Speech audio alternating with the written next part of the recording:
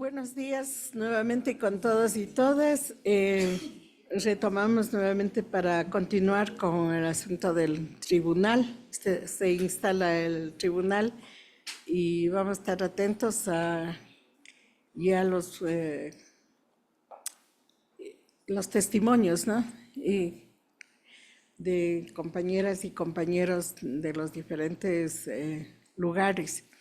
Solamente quiero anticipar algo a los compañeros que por el tiempo no podemos extendernos más del tiempo que está previsto porque queremos dar oportunidad a todos y a todas también. Tanto para las preguntas del tribunal también no podemos extendernos, como también quienes presentan el testimonio, para que alcancemos incluso a tener una mirada global y poder nosotros también ir definiendo algunas propuestas para el veredicto. Se instala nuevamente, compañera secretaria, por favor. Gracias, señora presidenta.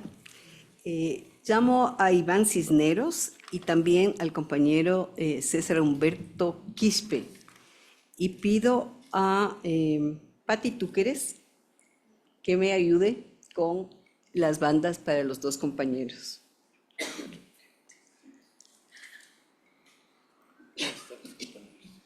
Que pasen acá. Acá va a ser el podio, ¿no? O sea, está el podio.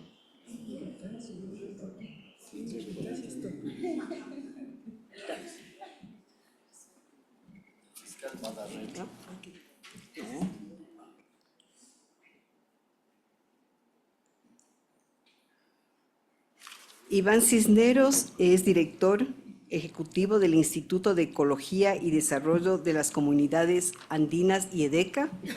Es una organización que trabaja temas de riego y producción campesina.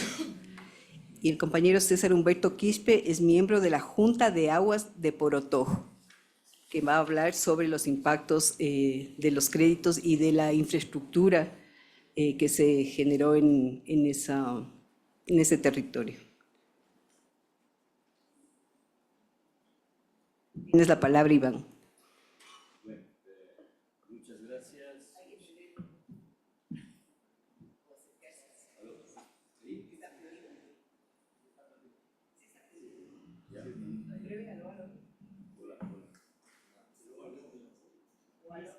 Hola, ahí. Bueno, un saludo cordial, un agradecimiento a la invitación, un saludo a los miembros del tribunal, fiscal y queridos compañeros y amigos que están aquí. Es una emoción y un gusto compartir este esfuerzo.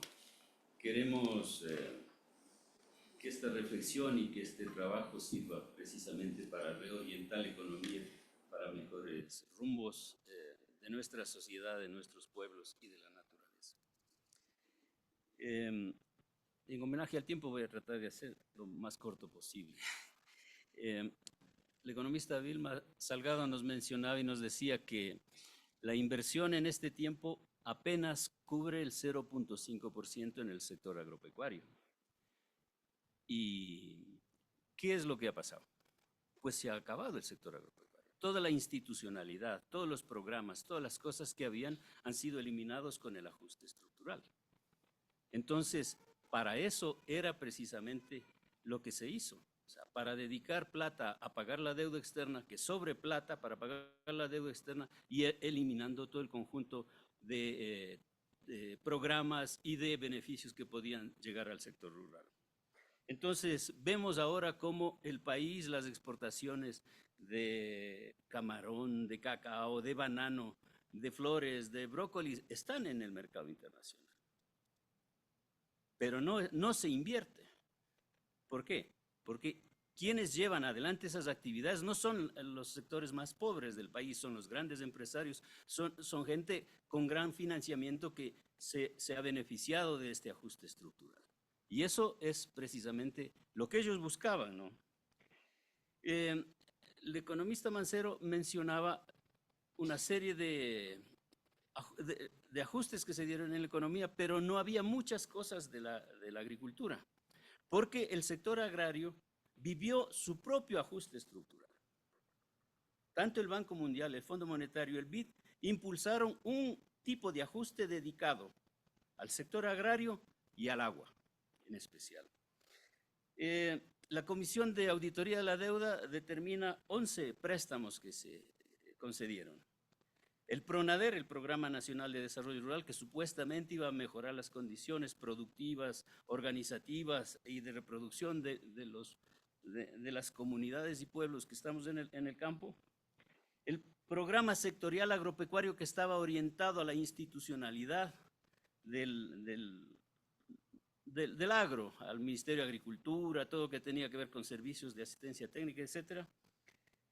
El Programa de Asistencia Técnica al Subsector Riego, el Programa PROMSA dedicado a la investigación agrícola, el Programa de Desarrollo de Pueblos y Negros, el famoso PRODEPINE, el PROLOCAL dedicado a los municipios, el proyecto de regularización de tierras y el FICE. Y en agua potable se financió o se consiguieron un crédito para privatizar el agua de Guayaquil y también para realizar inversiones o mejorar algunos sistemas en municipios pequeños de mediano tamaño como era el Paraguas 1 y 2. En total, esto significó 400 millones de deuda. Estos 11 proyectos conseguidos entre el 91 y el 2006 aumentaron la deuda pública que seguimos pagando y seguirán pagando las otras generaciones en 400 millones. Pero, ¿qué eran estos programas? Tienen un conjunto, como explicaban los compañeros y compañeras anteriores, tienen una matriz, tienen una forma especial ya definida y que se repite. Ese es lo más catastrófico para el país, que se sigue repitiendo. Lo que los compañeros y compañeras nos explicaban, se repite. Entonces, en ese periodo del 91 al 92 se consiguieron estos programas que estaban básicamente orientados a la privatización. O sea, se destruía el Estado y se promovía la intervención del sector privado. Se ponían todas las facilidades para que el sector privado asuma la prestación de los servicios de asesoría técnica, etcétera, de riego. Y en algunos casos, como el Praguas, promovía que los municipios y les premiaba a los municipios que planteaban la transferencia de la operación, del cuidado, de la construcción de los sistemas públicos de agua potable. Otra característica especial era la imposición de unidades ejecutoras. Casi todos estos tenían unidades ejecutoras, que eran personal nacional amaestrado para repetir las mismas consignas, los mismos contenidos, las mismas críticas al funcionamiento del Estado, al funcionamiento de la agricultura, al funcionamiento del comercio exterior de productos agrícolas. Y además asesorados, con lo que la compañera Piedad decía, con los programas de asistencia técnica. Se contrataba ese tipo de personal para que siga induciendo a las conductas. Entonces, esa gente operativizó todo este tipo de políticas para destruir el Estado, para cambiar el INERI, para cambiar el MAC, para cambiar el programa del banano, del arroz, del maíz, el IñAP, todo.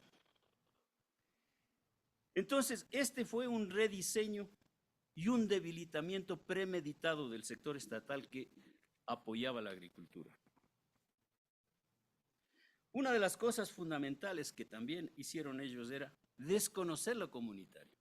Este país, en el campo, en las comunidades, tiene una gran presencia de lo comunitario.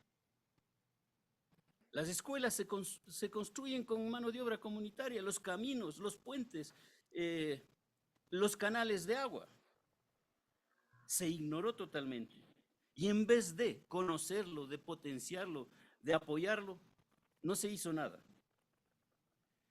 Otra de las características de estos préstamos es la imposición de reformas legales. Ya nos explicaba cómo se reformaba la ley de INESEL, etc. Entonces aquí se propuso reformar la ley de tierras, la ley de aguas, el comercio exterior de productos agropecuarios, precios, etcétera, etcétera.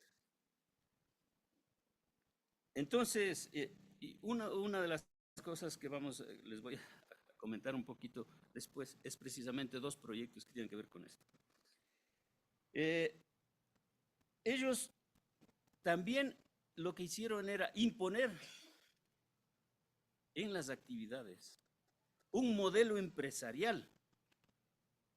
Para prestar servicios había que hacer un modelo empresarial. Para el agua había que hacer un modelo empresarial. Los sistemas de agua tienen que ser autofinanciables, todo tiene que ser autofinanciable. Y haber un sistema de gerenciamiento similar al de una empresa, olvidando el papel que tiene el Estado en la prestación de servicios en el campo, olvidando el papel que tiene el Estado en atender las necesidades. Y además olvidando que hay derechos como el agua, etcétera, que deben servir a todo el mundo. Y finalmente una política de tarifas. Ellos siempre decían hablar de tarifas reales, que cubran los costos, que permitan recuperar la inversión. ¿Eso qué significaba? Que los que no tienen plata no pueden acceder a eso. Esa es una forma de excluir a los más pobres, que son los que más necesidad de apoyo y de presencia del Estado necesitan. En general, estas han sido las características que han llevado a este tipo de situación como esta. Simplemente quería citarles dos detalles. El famoso proyecto Prodepine, en el convenio se señala y dice: el proyecto será útil para mantener la paz y estabilidad, contribuyendo de esa manera a un ambiente favorable para las inversiones del sector privado en el Ecuador. O sea, hacer un proyectito para garantizar paz, tranquilidad, a que todo el mundo esté quieto, desarrollando, implementando todo este proceso neoliberal. Entonces, ese proyecto fue financiado por el Banco Mundial. Entonces, los proyectos tienen esas intenciones, esos alcances. Ahora, luego, compañero César Humberto va a comentar un poco de los efectos de uno de los elementos centrales de lo que fue el proyecto PRONADER, que fue la construcción del túnel de Oyacachi. El túnel de Oyacachi comenzó fue diseñado para construirlo con unas dimensiones y terminó siendo el triple. A la constructora tenía que traer y poner una máquina, una tuneladora. No consiguieron la precisa para las dimensiones diseñadas, pues trajeron otra más grande y el gobierno pues la autorizó y el Banco Mundial hizo las orejas para atrás y terminó costando el triple. Desalojar, perforar, todo ese material elevó los costos. Además, se construyó un camino que atravesó un pantano enorme, grande, que está sobre el túnel, y fue terrible, porque la constructora no tenía el diseño, no sabía ni a qué profundidad estaba el suelo firme, y tiraban troncos, tiraban piedras, y todo eso acabó con el pantano. Ahora la reducción, la capacidad de almacenamiento de ese pantano en la zona más alta de la cordillera es menor, lógicamente, por estos impactos. Bueno, creo que estoy bastante. Y revisando viejos documentos encontré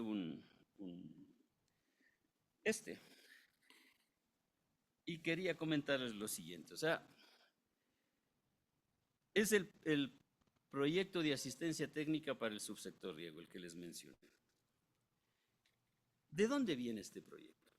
Que me parece que es necesario que entendamos. Ya se mencionó mucho el contubernio entre las élites, las oligarquías nacionales y los intereses y las facilidades que da el Banco Mundial y el BID y toda la condicionalidad cruzada que ellos tienen.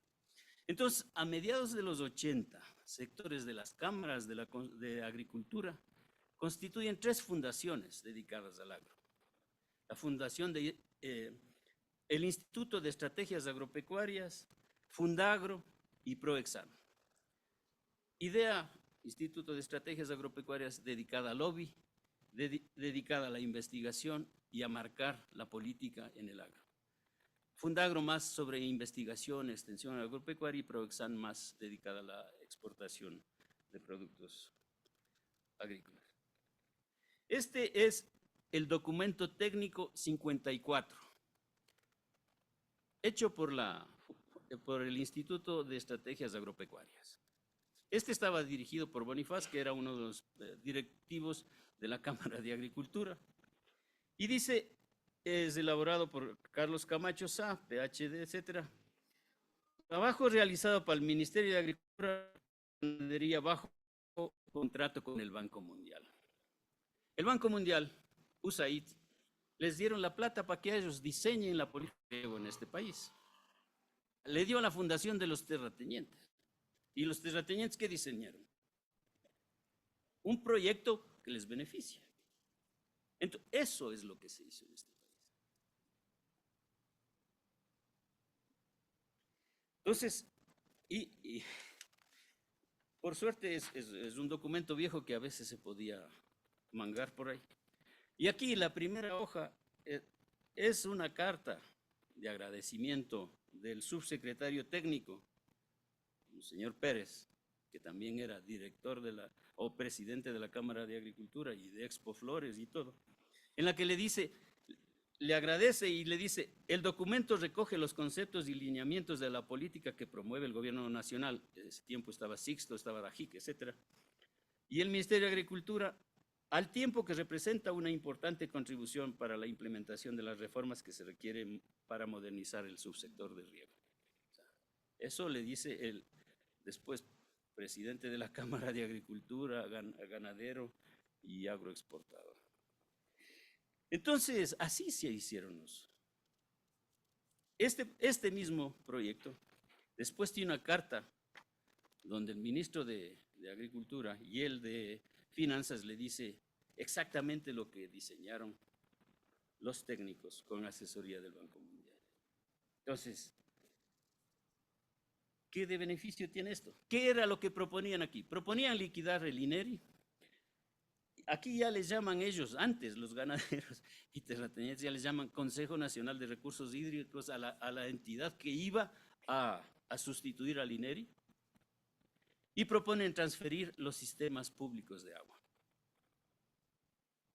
Pero tal vez lo más, bueno, parte de lo doloroso de esto también es que de los 20 millones que costó esto, 20 millones de dólares, el 70.8%, es decir, 13 millones, se gastaron en servicios, estudios de consultoría. Ya se acabó el tiempo, eso. Bueno, ya, poquito nomás. Entonces, de los 20 millones, 13.3, es decir, el 70.8% fue a servicios, estudios de consultoría y capacitación. Y 6.6%, un millón y un poco más, a gastos operativos. 8 de cada 10 dólares de este préstamo fueron a consultoría, capacitación y operación. Apenas el 15.7% fue a inversión en los sistemas. Y eso, quién sabe cómo fue. Pero este proyecto decía hay que transferir los sistemas de riego a la asociación de usuarios, a la asociación privada de usuarios, porque ese era el modelo que imponían. Y para diseñar eso había que contratar consultoras internacionales. 3 contrataron. Esas empresas consultoras no era necesario que estén en el país, que hayan trabajado en el país, que sean aquí, eran simplemente paracaidistas, registradas en el Banco Mundial, lógicamente. Y otro dato significativo. Los consultores eran recontra bien pagados. Personal extranjero ganaba hasta aproximadamente $18,000 mensuales. Además, se les cubría funcionamiento, viáticos, pasajes internacionales por un año para el consultor y su familia. Entonces, esto es lo que preparó la Fundación IDEA. Claro, una cosita más que me parece importante.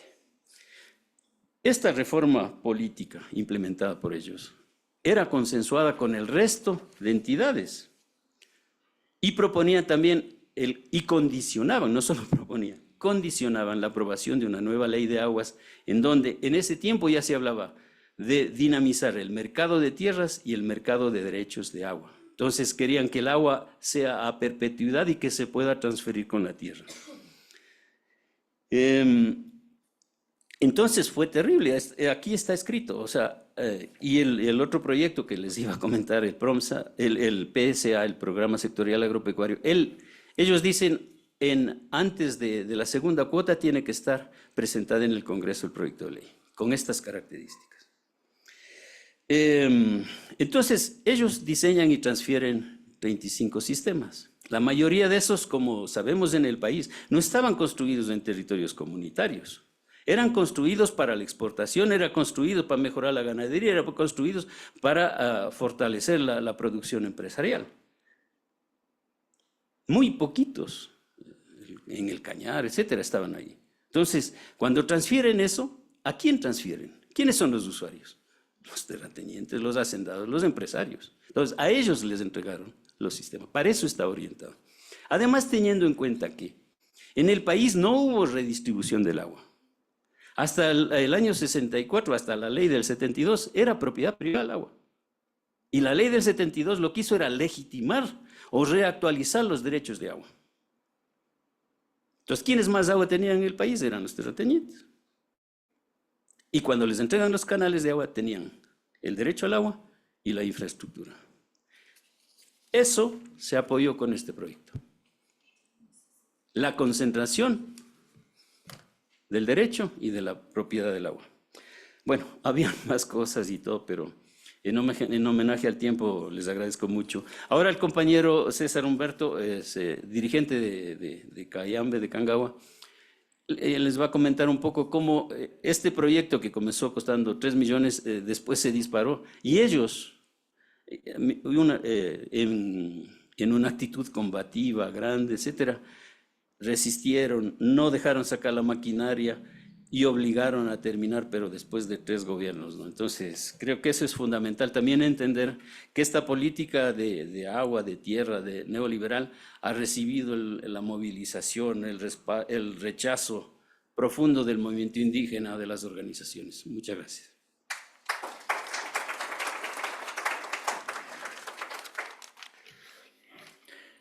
Buenas tardes a todos los presentes. Vengo desde Cayambe, de una junta de aguas Huanquilquí-Protoj, que estamos abarcando unas 50 comunidades, una conducción de aproximadamente unos 80 kilómetros de canal. Nosotros fuimos beneficiarios del Banco Mundial, del préstamo del Banco Mundial con una construcción de un túnel de 4.200 metros que viene de la provincia de Napo, que sale a Pichincha, Cayambe. En esa construcción, pues, fue una vieja aspiración de todas las comunidades del sector, porque el recurso agua, pues, en toda la parte alta de la cordillera, pues, es bastante compleja, difícil. Entonces nosotros tuvimos que buscar las aguas de la zona de Oyacache, que está en la provincia de Napo. Entonces, para esto, pues, durante varios años hemos realizado gestiones. Entre eso, pues, se consigue a través de donde incluye el PRONADER como parte del proyecto Sierra Norte para Pichincha.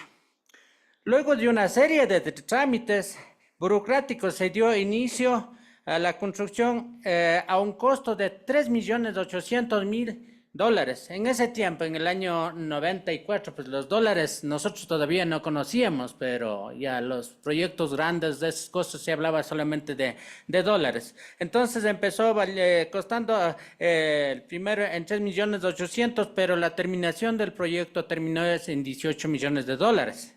Es una cosa que de 3.800.000 a 18 millones es bastante. Luego de iniciada la construcción se producen pues, dos hechos importantes. Se autoriza tanto la construcción del camino hasta Oyacachi y con una ampliación de la sección o diámetro del túnel a más del doble. En un inicio solamente tenía que ingresar solamente a un camino piloto solamente para que pasen las maquinarias y trabaje el túnel, pero que lo que ocurre es de que empezaron a hacer una carretera ya definitivamente amplia y para llegar solamente a los sitios del túnel, a la salida y a la entrada del túnel, pero no sé cuál fue el negocio del gobierno, no sé, en ese entonces el presidente era el arquitecto Sixto Durán, entonces autoriza hacer una carretera al pueblo de Oyacachi con los mismos fondos que tenía que construir el túnel. Entonces nos dejan desfinanciado totalmente la obra. Entonces, en ese entonces, quedando a medio hacer, pues por falta de recursos, la compañía argumenta falta de pagos y paraliza las obras y el personal abandona el campamento. Entonces, nosotros para no dejar sacar las maquinarias, tuvimos que paralizar en un sitio porque solamente la salida era por Cangagua y entonces nosotros tuvimos que paralizar la carretera, no dejar pasar nada, ni entrada ni salida para que no saquen las maquinarias, porque volver a ingresar en maquinarias de nuevo, eso era bastante difícil. Entonces eso duró 6 meses de paralización. La gente iba turnando de semana en semana cada comunidad y logramos mantener esa paralización hasta que luego, frente a todo eso de proceso de resistencia y de lucha pues, para que termine la construcción, por una parte se decidió realizar un bloqueo, como le digo, pues para que la empresa no saque las maquinarias, ni absolutamente nada. Pero ¿qué es lo que pasa? Salen entrando con una carretera por la zona de Papayacta, con una nueva carretera, y empiezan a sacar la maquinaria por ahí. A pesar de eso, logramos mantener y luego de varios tiempos, pues se logró nuevamente empezar a realizar para tratar de terminar. Pero no ya con eso, sino por otra parte, o sea, gestiones y movilizaciones del Ministerio de Bienestar Social y la formulación de nuevos proyectos para terminar. Estas gestiones dieron fruto después de varios años y se logró, luego de un esfuerzo, que el BEDE conceda un préstamo para la terminación del túnel. Se logra, tras este esfuerzo constantes de las comunidades y dirigentes, terminar en el año 2000. Luego de esto hemos sufrido pues el intento de imponernos un modelo empresarial y nos hacen pues la transferencia donde nos obligan a formar una coordinadora de sistema de riego Cangagua que se llamó y nos transfieren pero estableciendo una tarifa a recuperar toda la inversión invertida en el proyecto, los 18 millones que teníamos que pagar.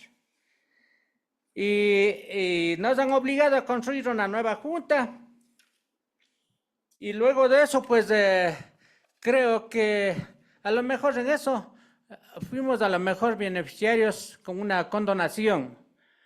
Sabíamos de que en la costa un proyecto costaba 700 millones de dólares, comparado con lo nuestro que era 18 millones de dólares, pero para nosotros era imposible, pues, o sea, pagar esta tarifa. Y como hubo una condonación, entonces pues nosotros también tuvimos que apoyarnos, como digamos, para hacernos beneficiarios de eso. Y pues, ¿quiénes salieron los beneficiarios? Claro que nosotros por los 18 millones de dólares.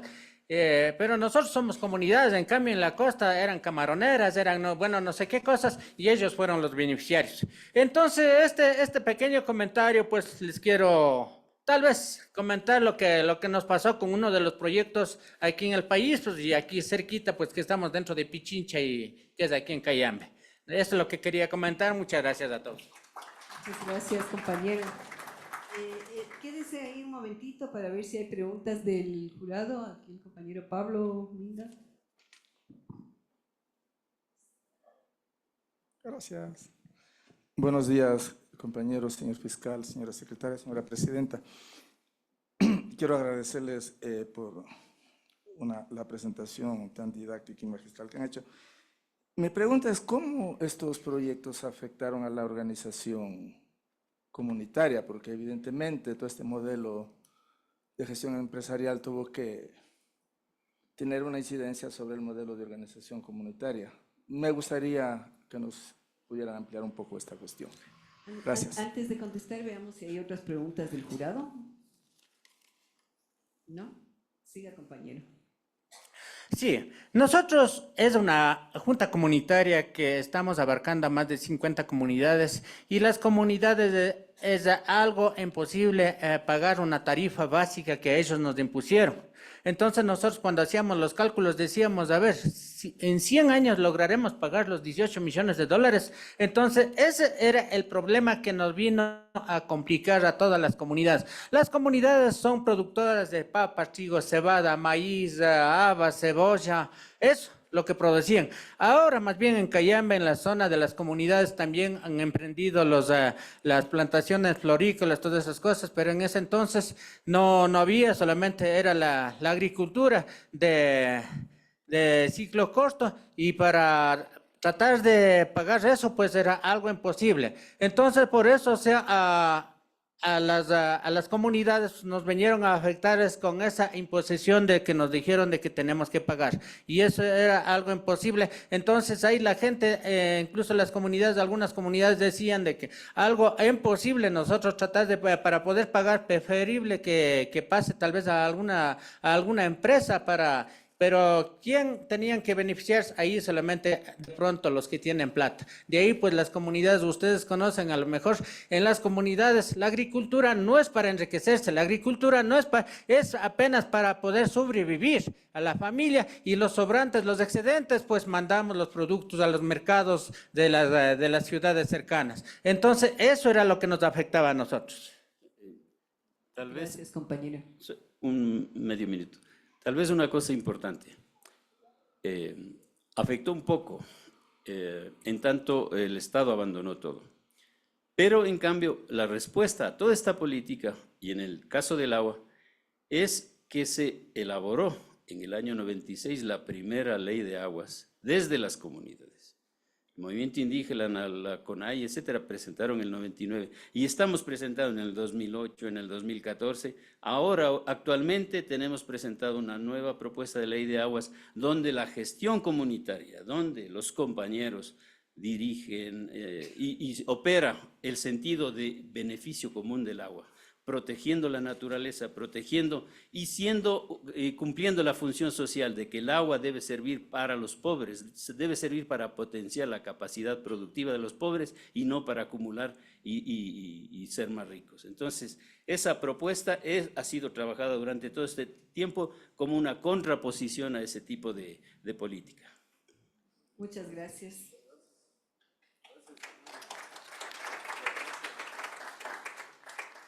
La siguiente testigo es Elizabeth Bravo. Elizabeth es de Acción Ecológica y va a presentar créditos del Banco Mundial a la industria pesquera Santa Priscila S.A. Pedimos a la compañera Rosa Pacari de la Asociación de Peritos de la Naturaleza que pase para ponerle la banda.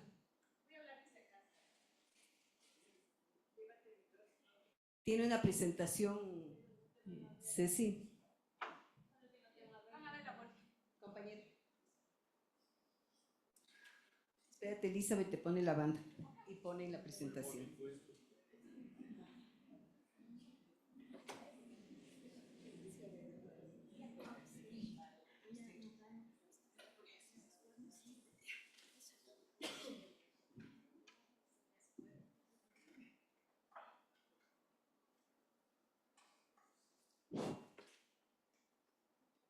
ponen la presentación completa ya. Entonces, bueno, yo voy a hablar sobre este préstamo a la industria pesquera Santa Priscila. La siguiente, por favor. Bueno, yo seguí el formato que nos dio Aurora. Primero, datos generales del crédito. La organización que da el crédito es la Corporación Financiera Internacional, que es la rama empresarial del Banco Mundial. No pedí que cambien. ¿Cómo? Yeah. Es la principal institución internacional de desarrollo dedicada a financiar el sector privado de los mercados emergentes, dice en su sitio web. El monto del préstamo fue $45 millones y la receptora fue la industria pesquera Santa Priscila. Ahora sí. ¿Para qué se usará el préstamo? Financiará la adquisición de la camaronera California, que queda en Naranjito. Tiene 1.300 hectáreas de criaderos de camarón. Y la otra parte del préstamo se va a usar en conectar esta camaronera a la red eléctrica. Ahora que no tenemos electricidad, me gustaría saber si tienen electricidad de ellos. Eliminando el uso de generadores de energía diésel en el sistema de bombeo, aireación y alimentación automatizada, porque es una camaronera muy automatizada. Ahora, ¿quién es la industria pesquera Santa Priscila? Yo no sé si ustedes conocen, han oído hablar de la... Bueno, tú sí, porque eres de esa zona, ¿no? Pero si en general se conoce quién es de esta empresa. Bueno, les digo que esta empresa es la cuarta empresa privada más grande del Ecuador. Es la mayor exportadora de camarón del Ecuador y en alguna parte que después ya no pude volver a encontrar, decía que es la mayor exportadora de camarón del mundo en este momento. ¿Quiénes son los accionistas de esta empresa? Los accionistas mayoritarios. Entrando al sitio web de la Superintendencia de Compañías hasta hace poco, la principal accionista era la familia Salem, incluida Claudia Salem Barakat, esposa de un ex vicepresidente de la República. No sé si saben quién es el vicepresidente. Otto Sondershausen. ¿Ya? Es interesante decir esto porque el préstamo coincide de alguna manera con la época en que él fue vicepresidente. Al momento, pero ahora si entramos a la Superintendencia de Compañías, vemos que el único accionista es la IPSP, que significa Industria Pesquera Santa Priscila, Oriental Holding Company, que consta en la Superintendencia de Compañías como inversión extranjera directa y está registrada en Singapur. Y yo aquí a los economistas les quisiera, no sé, preguntar, decir, porque se ha hablado mucho de que por qué somos un país tan pobre y subdesarrollado a pesar de los recursos, es solamente porque no se paga impuestos, se condone deuda, o porque los grandes capitales realmente están migrando a paraísos fiscales. Singapur es un paraíso fiscal. Y si buscamos, por ejemplo, el Grupo El Rosado, buscamos Cornaca, que nos van a hablar después, todas tienen sus capitales fuera del país y en paraísos fiscales, y eso es una importante fuente de fuga, ¿no? Ahora, eso también yo encontré en el sitio web, decía, en el 2023, la empresa japonesa Mitsu, que es una de las empresas más grandes del mundo, invirtió en la empresa y ahora tiene el 20% de las acciones de la empresa. O sea que Otto está muy bien. Y su familia, digamos, ¿no? Ahora, hay una cosa que a mí me llamó la atención en este préstamo. Yo no soy experta en el tema, por eso me sorprenden algunas cosas. Es que en el plan de manejo no se habla de la industria pesquera Santa Lucía, sino de una empresa que se llama Progemar, porque esa es una mega empresa que tiene varias ramas y la empresa que hace la cría de camarón se llama Progemar. Entonces, en las diferentes fases del estudio de impacto ambiental dice Progemar va a hacer esto, Progemar va a hacer esto de acá, va a contratar a un relacionista comunitario, etc. Pero es Progemar. Pero el préstamo no es para Progemar, ¿no? A ver, sigamos con la siguiente, por favor. Ahora, la empresa tiene 4 criaderos, 4 plantas de envasado y 59 granjas agrícolas. La que está adquiriendo es una más. Acuícolas y se suman a las 12.000 hectáreas que tiene de cría de camarón. O sea que ahorita tiene 13.500 hectáreas con el nuevo préstamo, ¿no? Las granjas acuícolas y las plantas de envasado se gestionan como divisiones independientes, lo que yo les decía, y Profemar es la que maneja la producción en las granjas acuícolas. Están organizadas en 11 grupos y cada uno de estos grupos, de las 50 y pico granjas que tienen, tiene su propio gerente de granja. Entonces, es una organización bastante confusa porque en el momento en que haya responsabilidad, ¿a quién se le pide cuentas? ¿Y a quién pide el International Final Corporation cuentas? No sé. Y Santa Priscila y otra que se llama Tropac se encargan de las exportaciones, y el empacado y exportaciones. La siguiente, Ceci.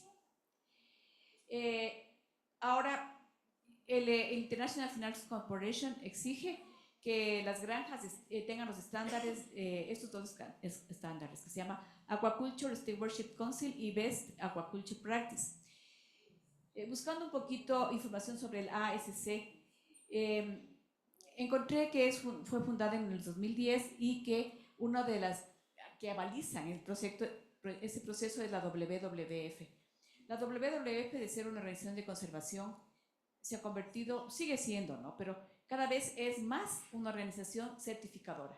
Certifica todo. Certifica palma sustentable, soya sustentable, entre paréntesis transgénica. También se va en los barcos para certificar el atún. Lo que yo encontré sobre los estándares es que lo que más les importa a ellos es que no se use antibióticos en las granjas, porque es pésimo usar antibióticos, pero no les importa si deforestan manglar, si desplazan a población. ¿Cuál es la importancia del antibiótico? Los consumidores del norte. Entonces a ellos lo que les interesa es que los consumidores del norte no coman camarón con antibióticos. Ahora, ninguno de estos dos sistemas evalúa los impactos de la agroindustria en las poblaciones locales. La siguiente. Algunas de las camaroneras de Santa Priscila están en Naranjal y se encuentran en la zona de influencia del Parque Nacional, no sé si es Parque Nacional, Reserva Manglares Churute, que ya ha sido muy afectada por la expansión de la industria del camarón. Ahora es interesante decir que en esta ola del capitalismo verde y de lo que se llama compensación por biodiversidad, que es uno de los temas que se está discutiendo ahora en Cali, Santa Priscila firmó un convenio con el Ministerio del Ambiente para ayudarles en el plan de manejo de manglares Churute. O sea, mientras destruyen, etcétera, dan un fondo para que el Ministerio del Ambiente pueda manejar esta área protegida. La siguiente, por favor. Ahora son bien conocidos, está súper bien documentado en el Ecuador los impactos de la industria camaronera en el Ecuador, de la cría de camarón. La superficie original más antigua, los datos más antiguos sobre cuál era la superficie original de las manglares en el Ecuador, hablan de 350.000 hectáreas. En este momento se habla de 157.801 hectáreas y la superficie de las camaroneras son 202.113 hectáreas. Es decir, que las camaroneras han desplazado territorios de manglar y todas las poblaciones que viven y que han vivido desde la época de los Valdivia en torno a los manglares, pero también se están extendiendo a zonas agrícolas. Santa Priscila está en zonas agrícolas, por ejemplo. Es decir, zonas que estaban destinadas a la producción de alimentos o en algunos, por ejemplo, de arroz para la alimentación de los ecuatorianos, o en humedales, inclusive protegidos. No en el caso específico de Santa Priscila, pero sí las camaroneras se están expandiendo hacia esas zonas. Nos decían, la semana pasada hubo aquí un encuentro sobre temas agrícolas y nos presentaban el escenario que hay, por ejemplo, en Daule, cómo se está, Daule y Durán y San Borondón, cómo se está usando todo un aparataje criminal para desplazar, por ejemplo, a los productores de arroz para, por una parte, expansión inmobiliaria y para otra, expansión de camaroneras. La siguiente. Ahora me pidieron qué se pide.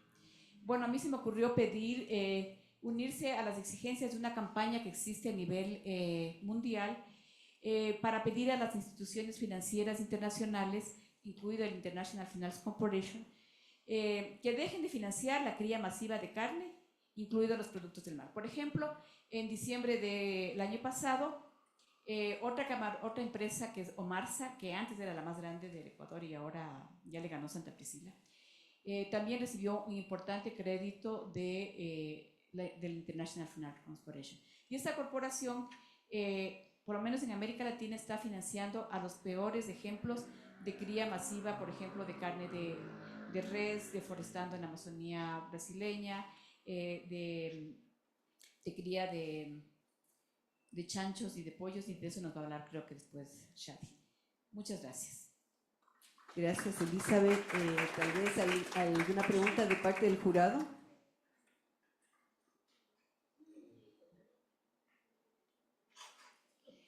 Bueno, entonces, gracias, Elizabeth. Seguimos pido pasar a Shadi Heredia y a Ricardo Calazacón y a la compañera Ivonne Ramos que nos ayude, por favor, con las bandas.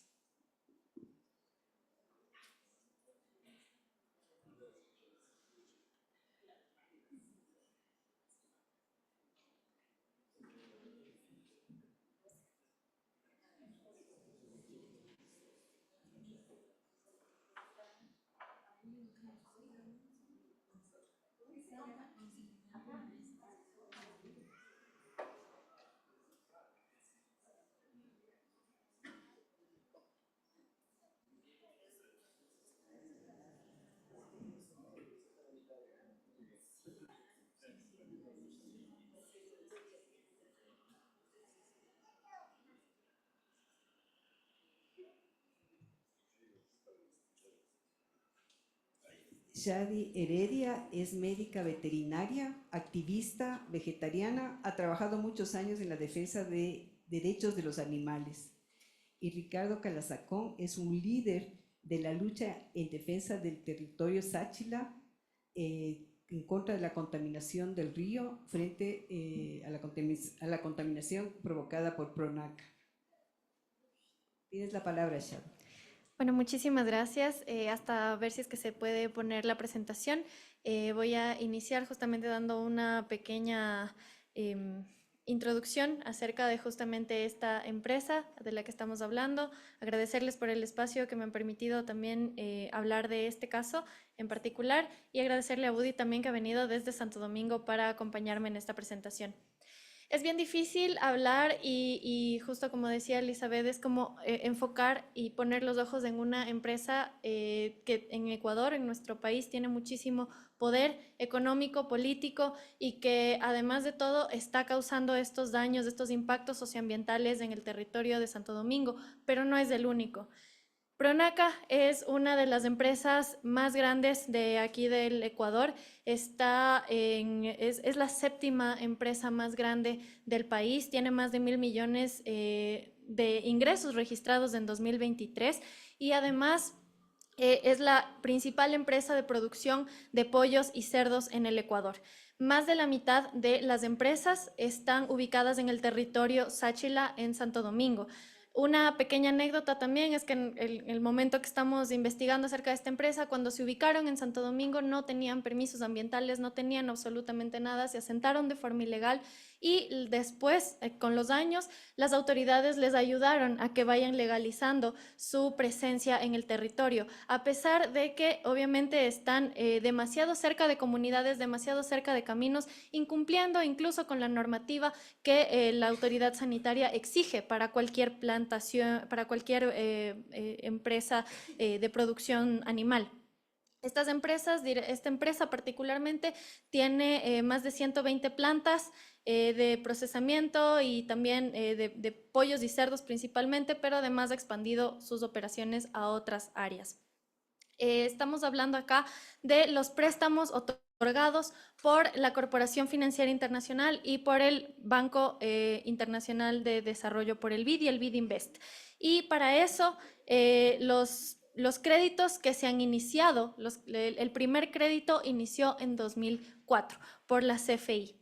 Y perdónenme, pero voy a tener que...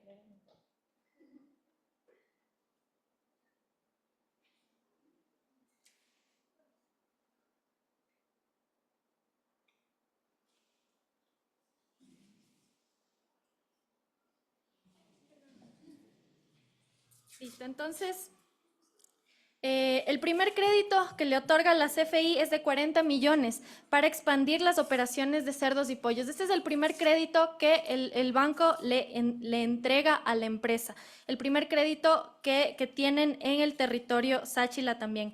En 2009 hay un punto porque desde el primer día empiezan también ya los reclamos y las quejas de la población sáchila y de la población de Santo Domingo, y los pobladores sáchilas ponen una primera queja ante un mecanismo que tiene el IFC, que es la CAO, que es el mecanismo de quejas. Sin embargo, y a pesar de que esto en 2011 tiene una resolución donde dice que ellos afirman que no tuvieron el cuidado necesario para ver el cumplimiento de las normativas que tiene el mismo banco, resulta de que no ven la necesidad de hacer una investigación, y este proceso se cierra sin investigación, solamente con recomendaciones para la empresa. En 2011, en el mismo año que se cierra este proceso, le otorgan 50 millones de dólares más para ampliación de las operaciones de procesamiento de alimentos. Posteriormente, en 2015, le otorgan 20 millones de dólares más para expandir operaciones de la empresa. En 2018, 50 millones de dólares más, centrándose, y esto es bien importante, centrándose en la sostenibilidad. Esto es lo que decía el proyecto, centrándose en la sostenibilidad y en la mejora de las prácticas de manejo ambiental y social. Bajo esta premisa, el banco le da 50 millones más en 2018. Finalmente, el último crédito es en 2021, de 50 millones de dólares adicionales para mejorar la eficiencia y expandir las operaciones de cerdos y pollos en el país. En total, la empresa ha recibido 210 millones de dólares de la Corporación Financiera Internacional entre 2004 y 2021. Posteriormente, vamos a hablar de el BID y el BID Invest. El primer crédito que le otorgan a esta empresa es en el 2010 por 30 millones de dólares, nuevamente para expandir sus operaciones. Posteriormente, en 2017, le vuelven a entregar 50 millones de dólares para aumentar la infraestructura productiva. Y finalmente, en 2020, le otorgan 50 millones de dólares más para garantizar, y esto fue durante la pandemia de COVID, para garantizar el abastecimiento de alimentos en un contexto de crisis global. Eso fue lo que ellos expusieron, era el proyecto COVID, lo que ellos presentaron al banco y bajo el cual le otorgaron 50 millones de dólares en 2020. En total, entre el BID y el BID Invest, ha otorgado 130 millones de dólares a la empresa Pronaca entre 2010 y 2020. Es decir, 340 millones de dólares a una sola empresa en Ecuador en 20 años, que para lo único que han servido es para contaminar, para desplazar y para maltratar animales. Acusamos en este caso a la empresa, a la Procesadora Nacional de Alimentos Pronaca. Acusamos también a los gobiernos locales y nacionales de los últimos 20 años que han sido cómplices y han permitido todo el trabajo que ha hecho la empresa en territorio, especialmente en Santo Domingo de los Áchilas, a pesar de que los proyectos, por ejemplo, dicen que son 10 provincias más en donde ellos aplicarán los últimos 2 créditos de 2020 y 2021. Acusamos al Ministerio de Ambiente, Agua y Transición Ecológica porque gracias a ellos esta empresa ha tenido hasta reconocimientos ambientales. Antes tiene este sello verde, el punto verde, que otorga el Ministerio del Ambiente en premio de las prácticas supuestamente sostenibles de esta empresa, a pesar de todas las consecuencias ambientales que ya les voy a contar a continuación. Acusamos también a la Agencia de Regulación y Control Fito y Zoosanitaria, parte del Ministerio de Agrocalidad, por ser cómplices también de la falta de regulación, la falta de control que tienen hacia estas empresas poderosas, que muchas veces ni siquiera entran a las empresas, sino que solamente desde la puerta les emiten los certificados. Y no solo eso, que además les ayudan para que estas empresas puedan no solamente expandir sus operaciones en territorio nacional, sino que les facilitan el trabajo para que puedan incluso exportar este tipo de animales hacia otros países. Recientemente fue la segunda exportación de carne de cerdo que fue realizada desde Pronaca y justamente con el apoyo de Agrocalidad. Lo que acusamos también es la falta de transparencia de los bancos internacionales, porque en las páginas que ellos mantienen solamente se observa son 3 párrafos, literal, de lo que supuestamente la empresa ha pedido y lo que ellos mantienen cada vez que se les pide información respecto a dónde serán los créditos, dónde serán las ampliaciones, a dónde va a ir ese dinero. Ellos lo único que responden es que la información es confidencial, que no la pueden dar, que esa información es clasificada y es de su cliente. Y obviamente, a pesar de las quejas y a pesar de toda la información que se les logra dar a los bancos, estos bancos obviamente tienen a su cliente que va primero antes de los efectos que están ocasionando en el territorio. Y ahora les voy a pasar para que ustedes conozcan las consecuencias de estos, a quién mejor que a un líder también de la nacionalidad sáchila que vive diariamente los efectos de estos créditos.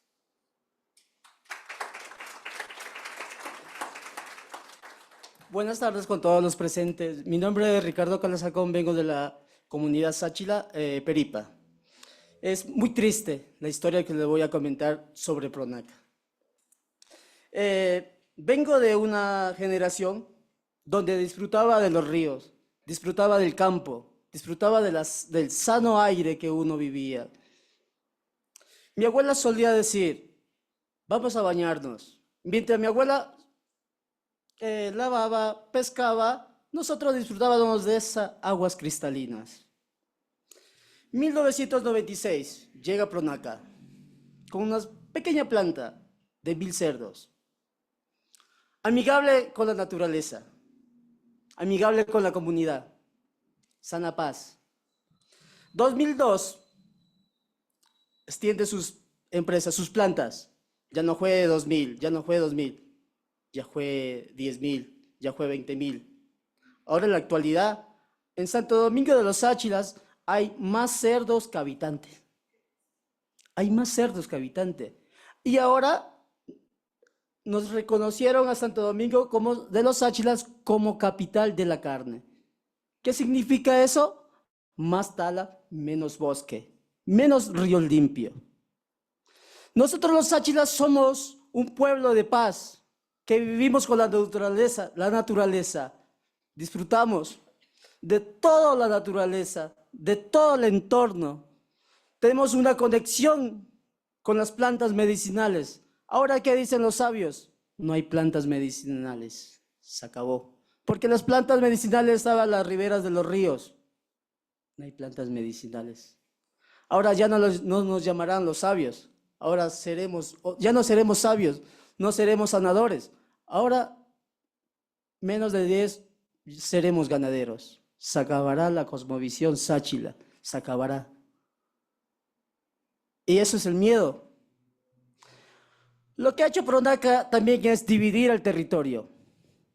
Es venir a las comunidades, darle una piernita de cerdo y la comunidad contento. Lo que luchamos por el ambiente, somos mal vistos. ¿Sí? Somos mal vistos. Yo tengo que pasar todos los días cerca de la granja. Mi padre tiene que pasar todos los días cerca de la granja.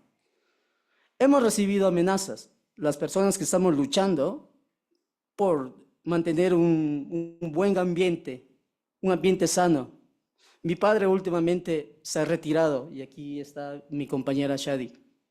Mi padre dice, ya no quiero más problemas. Pero que nos hace pelear entre hermanos, entre tíos, entre primos. ¿Sí? Entonces mi padre dice, yo voy a dejar Budi, si tú deseas, sigue. Aquí estoy, daré la cara y si muero, muero, como dicen nuestros abuelos. Allá en el cielo me están esperando mis abuelos. Lloraron ellos porque no pudieron bañarse, lloraron ellos porque no pudieron ya pescar, disfrutar de ese pez. Ahora yo estaré presente aquí. Gracias a todos.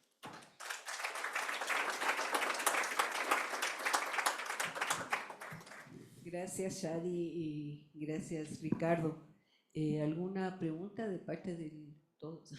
A ver, empezamos con Fernanda Solís, Cecilia y Napoleón.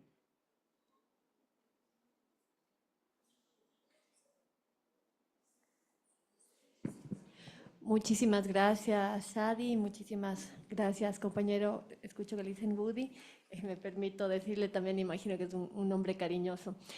Yo tenía dos preguntas.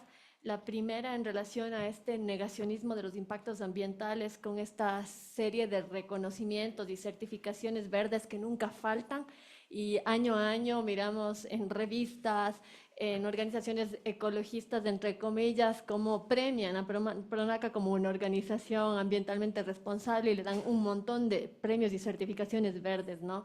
Entonces, ¿de qué manera esta monetarización de la naturaleza a través de estas prácticas de greenwashing siguen posibilitando estos procesos de apropiación, de despojo, de desposesión por contaminación y además usando discursos ecologistas, ¿no? Entonces, ¿cómo han vivido eso? Y el otro, como salubrista, no puedo dejar de preguntar, y es que está bien estudiada la relación entre la crianza intensiva de animales, las granjas porcícolas y avícolas y las enfermedades infecciosas emergentes, sobre todo las enfermedades zoonóticas, ¿no? Acabamos de pasar una pandemia en la que se demostraba la clara relación. Y por otro lado, algo que ya referían brevemente, la mayoría de las muertes en los próximos años se van a dar vinculadas a la resistencia bacteriana a los antibióticos, y el 80% de los antibióticos del mundo se utilizan en crianza intensiva de animales. Entonces, ¿cuál ha sido la posición frente a eso, no? Además del negacionismo. Sí, bueno, es complicado. No sé si todas Vamos las a esperar preguntas. las preguntas para ir contestando. Sí. Sigue Cecilia, Napoleón y Blanquita. Muchas gracias por presentar este caso. Es muy importante la información y las alertas que han presentado. Yo quería preguntarles si es que han hecho, digamos, gestiones frente a las autoridades de Santo Domingo y si es el caso, ¿cuál ha sido las respuestas que han recibido? La otra es si han trabajado tal vez en una campaña de concientización, de articulación con actores de la población mismo de Santo Domingo, digamos, la que no es Sáchila, ¿no? Y si hay a lo mejor casos de judicialización o de criminalización digamos, a los defensores, las defensoras del territorio Sáchila y de las condiciones que están pasando ustedes aquí, ¿no? Napoleón. Tanto el caso que presentó Elizabeth sobre Santa Priscila como este caso, lo que nos muestra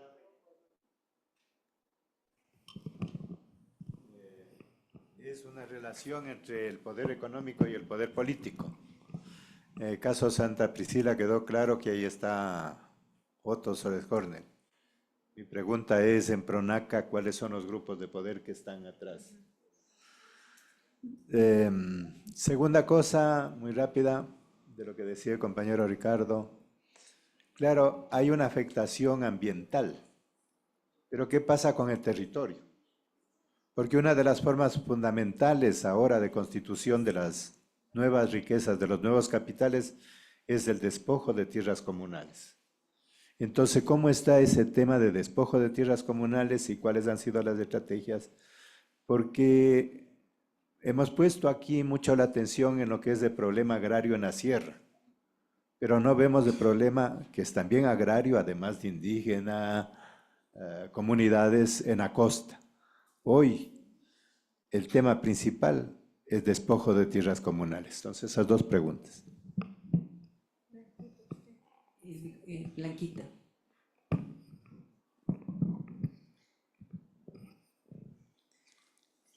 Bueno, casi iba por ahí, pero también la preocupación, quisiera nomás reforzar a esa pregunta última de Napoleón, es que a los compañeros sáchilas, digamos, ¿cómo han defendido o cómo han protegido su territorio, ¿no?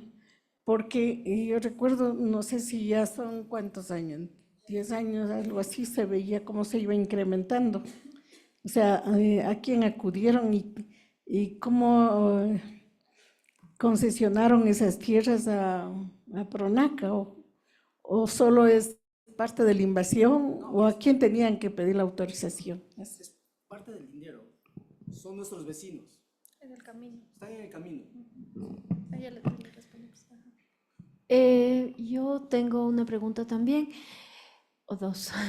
La primera es, ¿cómo es el sistema de créditos de estos organismos internacionales para Pronaca? O sea, ¿cómo le dan a Pronaca y eventualmente puede pedir una cooperativa, digamos, constituida por pequeños productores? Por ejemplo, se me ocurre, ¿qué diferencia? ¿Cuáles son las características para poder acceder a un crédito, los condicionamientos para poder acceder a un crédito siendo empresa privada y no?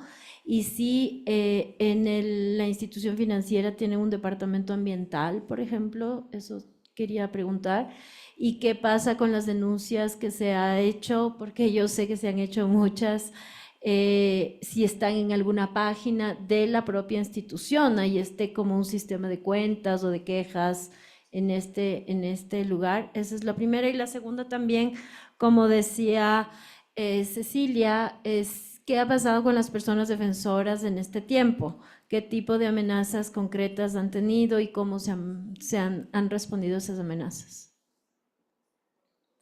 A ver, vamos a tratar de responder todas las preguntas, por favor, si es que nos queda alguna, nos dicen.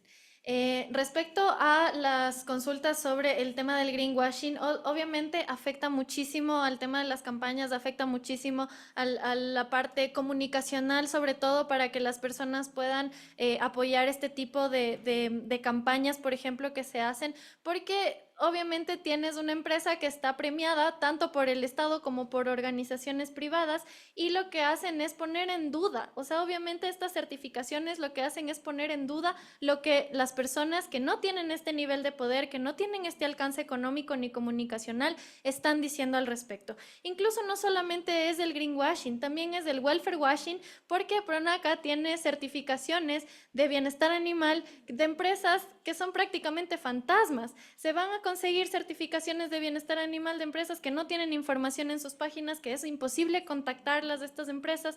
Entonces, claro, uno empieza a tratar de buscar un poco más adentro y es muy difícil. No existe transparencia por parte de estas empresas y no hay la obligatoriedad de que estas empresas tengan que reportar o decir de dónde están sacando también estas certificaciones.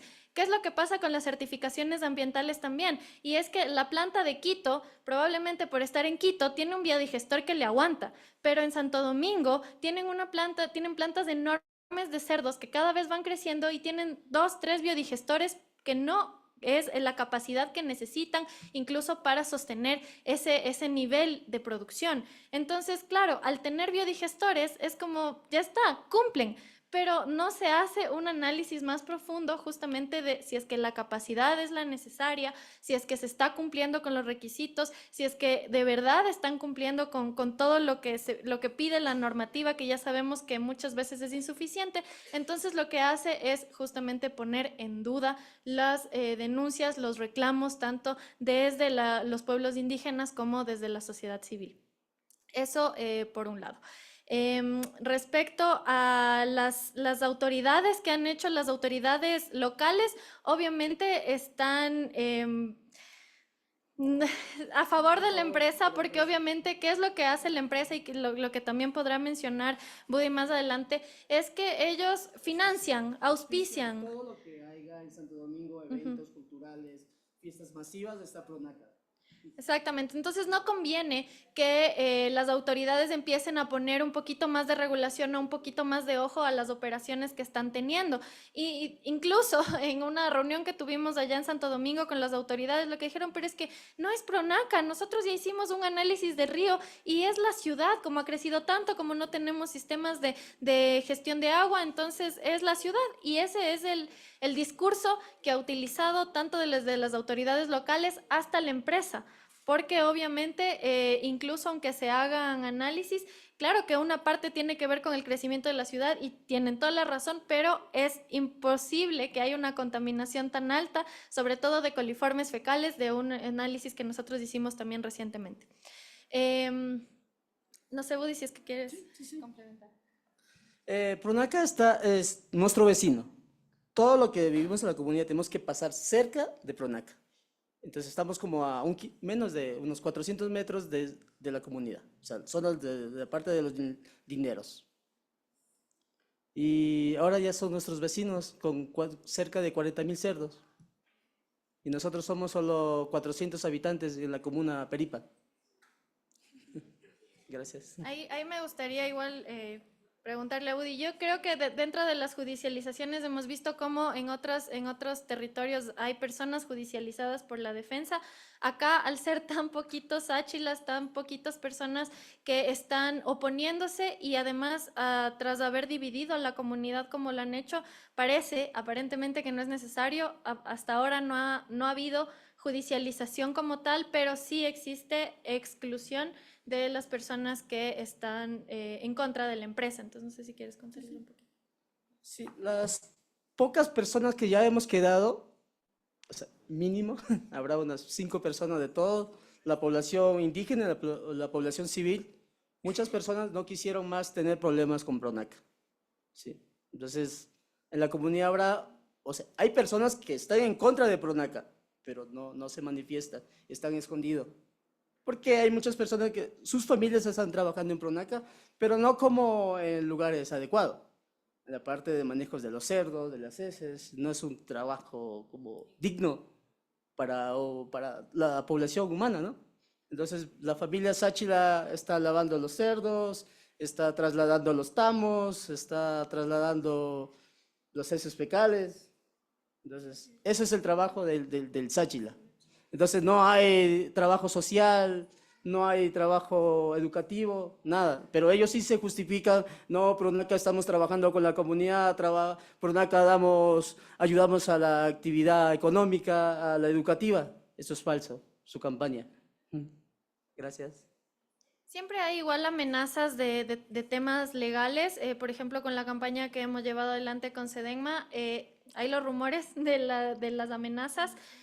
Para las denuncias, por ejemplo, por usar el nombre, por usar el logo, por usar los colores, por lo que sea. Entonces, eso está siempre como presente, aunque todavía no se ha dado. Además, por ejemplo, a los áchilas no les permiten tener animales cerca de las plantas, a pesar de que este es su territorio. Ellos no pueden tener un cerdo porque, no pueden tener 2 cerdos porque ya esa es la contaminación para la planta que está ahí, que tiene 10.000 cerdos. Entonces, esa es de las cosas más locas que podemos conocer. Respecto al cómo se hacen los créditos de los bancos, no te tendría una respuesta precisa de qué es lo que se necesitan, pero lo que sabemos es que siempre otorgan créditos como muy grandes. Entonces, una persona, creo que hay como proyectos específicos para proyectos pequeños, pero por ejemplo, Pronaca, al ser una empresa muy grande, ellos piden créditos de millones y tienen estos normas de desempeño, se les llaman, ¿no? Entonces, las normas de desempeño que tienen que cumplir y que ellos saben que tienen que cumplir y que no las han cumplido, y que por eso se pusieron las quejas tanto a la CAO como al MISI, que es del BidInvest.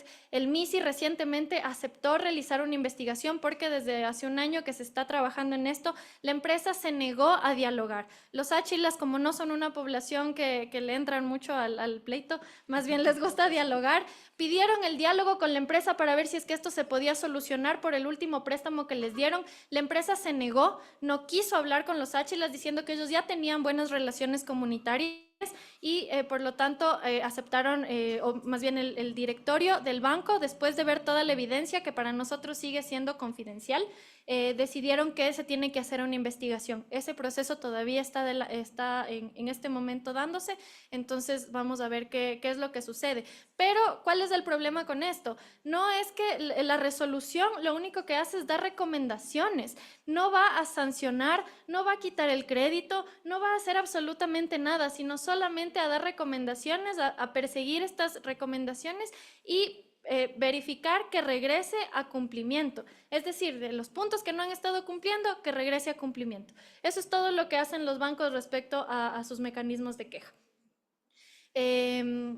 Eso, y de ahí por el respecto al territorio, Woody. La pregunta acá. El territorio. El territorio está bonito, visítenos. Sí, el territorio está muy bonito. Hay diferentes lugares, ¿no? Hay comunidades donde mantenemos todavía la identidad, hay lugares donde el pueblo todavía está consciente, pero el otro espacio está lleno de contaminación. nos tienen divididos y el territorio, tenemos nuestros gobernadores, nuestros líderes, y de ahí estamos la población común, igual, indígena, luchando por mantener nuestro territorio y la esencia. Y te digo, muchas gracias a todos por escucharnos. Muchas gracias, Ricardo. Muchas gracias, Sharon. Gracias. Bueno, vamos a respirar profundo. Y vamos a vamos a tener un testimonio virtual. Es de parte de Ivonne Llanes. Ella va a hablar sobre los créditos del Banco Mundial y de la economía baja en carbono. Ella no se encuentra en el país, entonces le vamos a conectar. ¿Está lista, Cecilia, la conexión con Ivonne?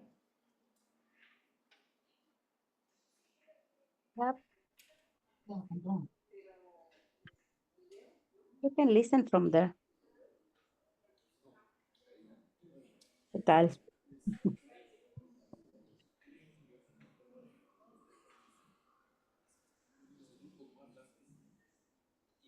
¿Me escuchan?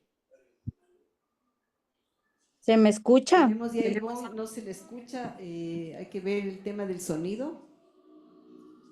Ivonne, ¿está prendido tu micrófono? Sí. Pero se me ve. Parece que es aquí y que no te comas las uñas, porque sí se te ve. Que por favor revisen qué está pasando con el audio. Estamos esperando también a Edgar Ish. Él va a llegar pronto para hablar sobre los créditos que tienen que ver con el sector minero. Y con eso cerraríamos. Teníamos también un invitado más que era Arturo Villavicencio, para que nos hable del tema del canje de deuda por conservación, donde hay un crédito del BID, una garantía del BID, pero lamentablemente se excusó a última hora y ya no fue posible reemplazarlo en este momento, pero sí vamos a hacer llegar al tribunal un documento en relación, porque es un tema sumamente importante de tratarlo en este tribunal, al menos que sea parte del veredicto, porque en este momento en Colombia, en la COP16 de biodiversidad, uno de los temas centrales es esta propuesta de canjes de deuda por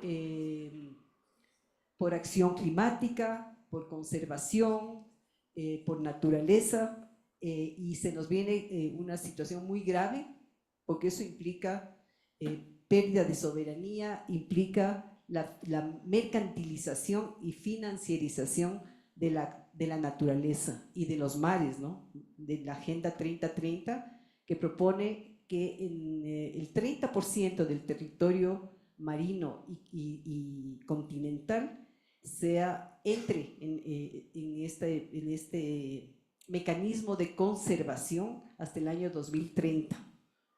Entonces, bueno, vamos a hacer llegar al jurado, al fiscal, y al fiscal para la acusación y al jurado para incluirla en el veredicto.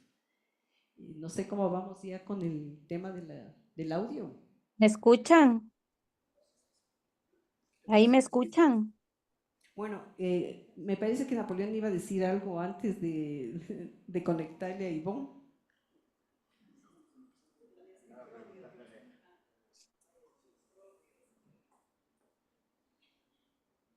Uno de los temas que sí es bueno reforzar es que en este tipo de ataques a la vida de la naturaleza, a la vida de la comunidad, hay una combinación de poder económico y poder político. En la primera parte vimos más el poder político, es decir, vimos que actúa el Fondo Monetario, vimos que actúa el Ejecutivo, vimos que actúa los organismos internacionales. Pero yo creo que es fundamental ver ese entrelazamiento, ¿no? Porque Pronaca es un modelo económico que combina una forma de propiedad de la tierra, que combina una forma tecnológica, es decir, todos los transgénicos pasan por ahí, y que tiene mucha articulación con todos los gobiernos, como decía la compañera. Acuso a todos los gobiernos que vienen desde el 2004. Eso decía la compañera, todos los gobiernos, y hay una articulación de ese poder, pero es un poder económico, y creo que hemos perdido un poco esa visión de los grupos económicos, de los grupos que tienen control, son monopolios económicos. Antes hacíamos mucho estudio de eso, tendríamos que volverlo a hacer. De lo que entiendo, estaba preguntando Alberto, este es uno de los grupos más grandes, ¿no? Creo que es el grupo, ¿qué? Klein.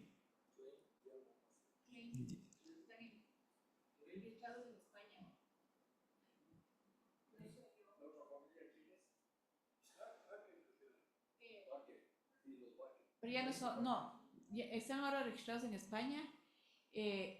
Entrando al sitio web es una oficina con un empleado, pero aparece el plano directivo de Pronaca y son los Klein, o los Bucket, uno de los dos. Porque uno de los dos vendió sus acciones al grupo El Campero, que son de Guatemala. Pero ahora ya no están en Guatemala, sino que están en España. Entonces, lo que yo, discúlpeme que me tome un ratito la palabra, una idea que yo tenía es que tal vez se le pueda hacer exigencias a Pronaca aplicando las normativas europeas que son más estrictas, porque está registrado en España. Es una empresa española y aparece como inversión extranjera directa.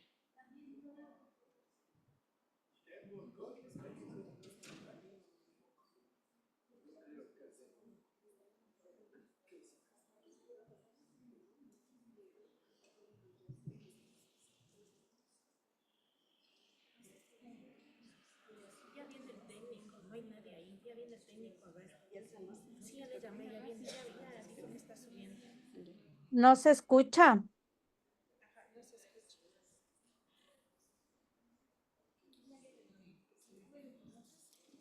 ¿Tú nos escuchas, Ivonne? Sí.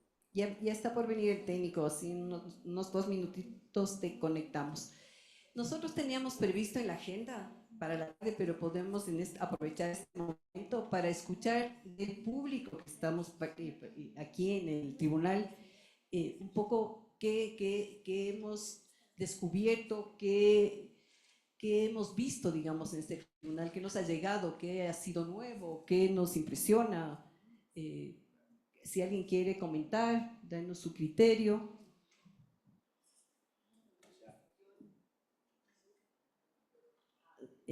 Si hay un micrófono cerca, David, pásale a Dalmar, por favor. Se presentan y por favor nos comentan.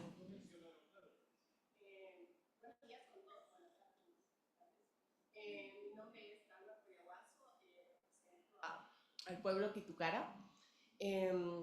Súper buenas exposiciones de los compañeros, y yo sí tenía ahí un par de preguntas. Primero para el compañero de territorio, desde el pueblo Safiqui y desde la nacionalidad Sáchila, ¿cómo le ven a ustedes a los ríos? Si bien es cierto, se dice que los ríos y el agua es tema de derecho al agua y de un derecho fundamental, pero como pueblo, como nacionalidad, nosotros ¿cómo lo vemos al río? Y para la compañera, ¿qué garantías ha brindado el Estado dentro de todos estos más de 20 años que se han vulnerado? Y creo que simplemente cuáles derechos también, como te habían presentado, también eres veterinaria, si bien es cierto, decía, los derechos que se han vulnerado simplemente han sido al agua, a los ríos, pero también podría haber vulneraciones a los animales, eso.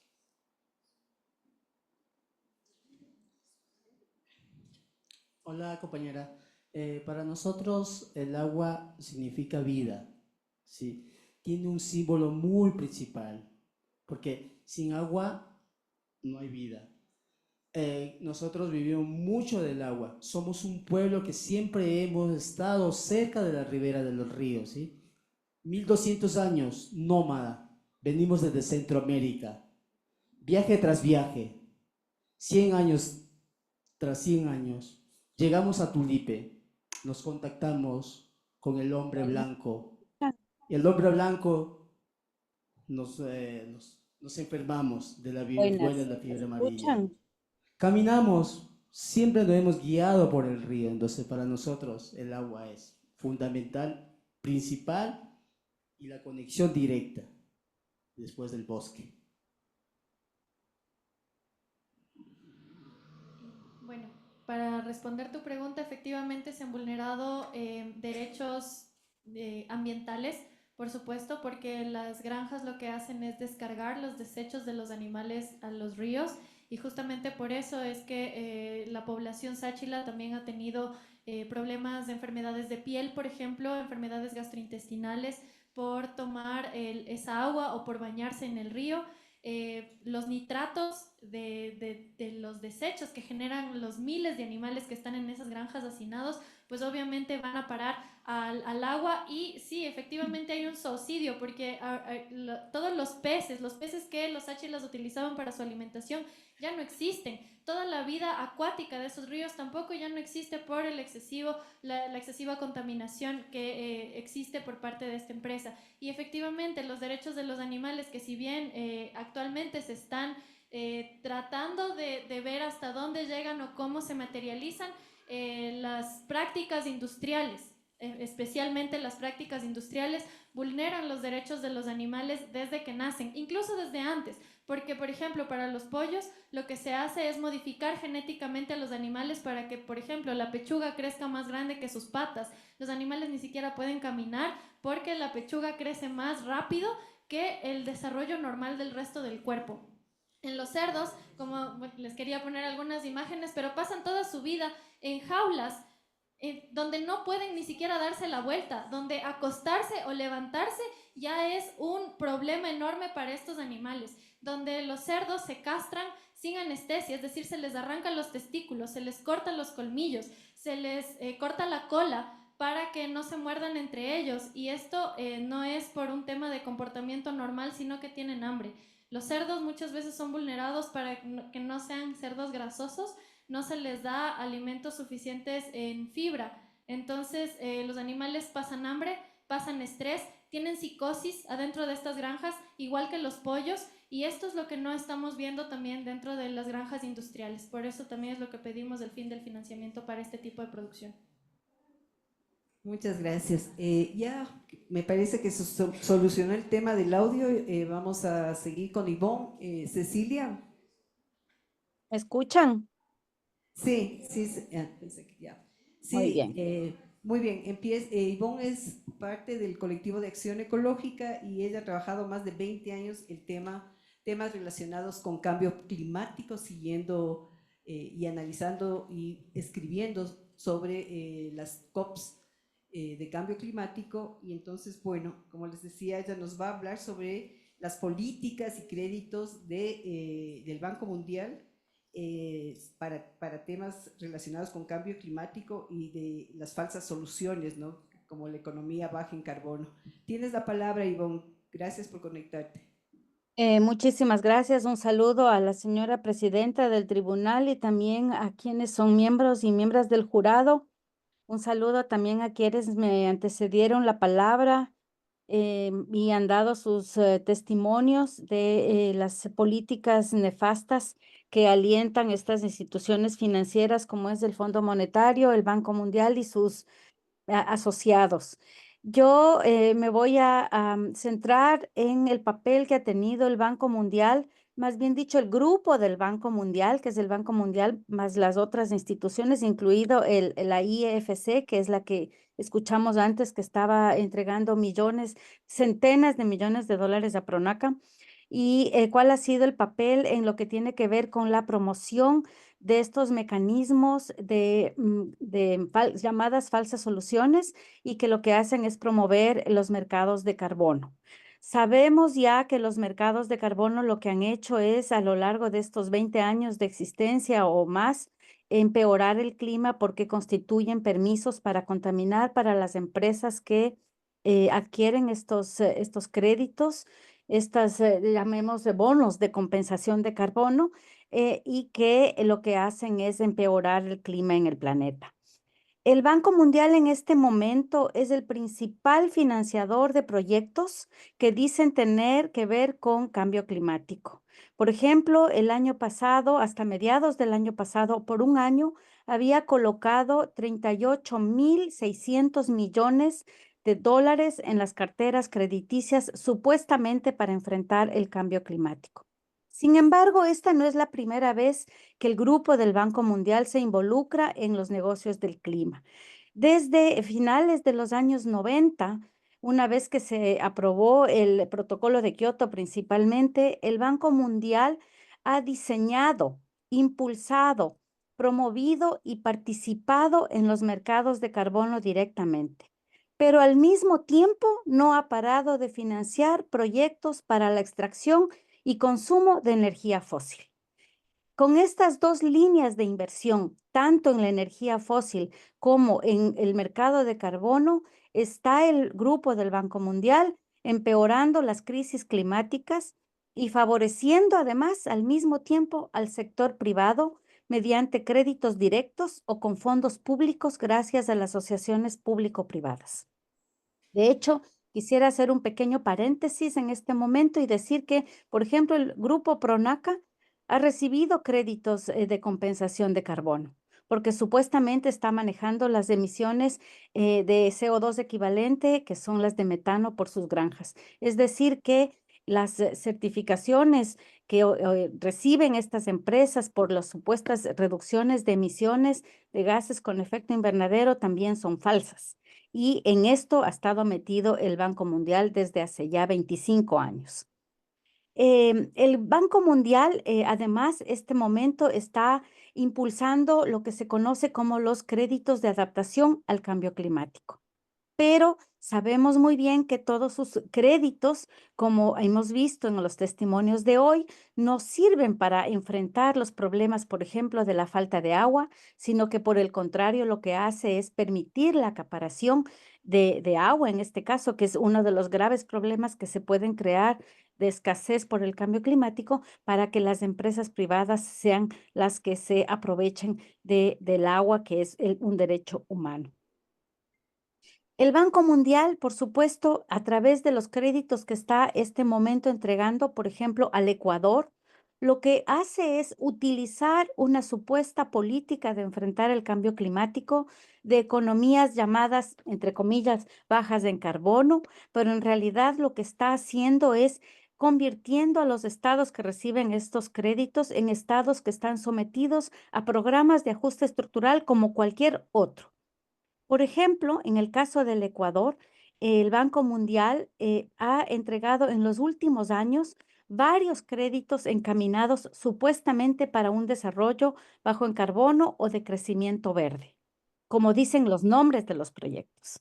Pero basta con mirar los objetivos de estos préstamos y evidenciar que no tienen nada que ver con reducir emisiones reales o enfrentar el cambio climático. Son tremendos ajustes estructurales que afectan a la población y a la naturaleza, profundizando las falsas soluciones al cambio climático y al mismo tiempo profundizando las políticas que están en la base de las crisis climáticas, como son las energías fósiles, la agroindustria y otros.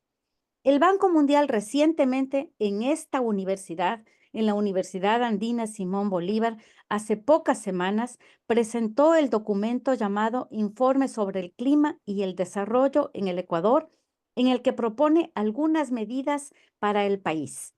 Estas medidas incluyen acelerar el crecimiento mediante políticas climáticas con el impulso del sector privado, la promoción de la agricultura climáticamente inteligente, es decir, la gran agricultura, el gran agronegocio, para una expansión agrícola eficiente.